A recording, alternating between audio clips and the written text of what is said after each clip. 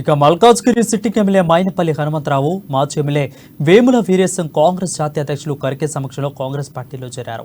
వీరితో పాటు మైనపల్లి రోహిత్, కుంభా అనిల్ కుమార్ సైతం కాంగ్రెస్ కండువా కప్పుకున్నారు.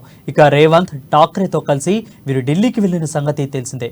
ఇక తన కుమారుడు టికెట్ కేటాయించకపోవడంతో మంత్రి హరీష్ రావుపై సంచలన ఆరోపణలు చేసిన మైనపల్లి బీఆర్ఎస్ పార్టీకి రాజీనామా చేసిన విషయం తెలిసిందే. వేముల వీరేశం సైతం బీఆర్ఎస్ టికెట్ కు కేటాయించకపోవడంతో అసంతృప్తిలో ఉండగా తాజాగా కాంగ్రెస్ కూటికి చేరారు. వరుస చేరికలతో కాంగ్రెస్ జోష్ మీద ఉండగా కీలక నేతలు చేరుతంతో బీఆర్ఎస్ లో టెన్షన్ మొదలైంది.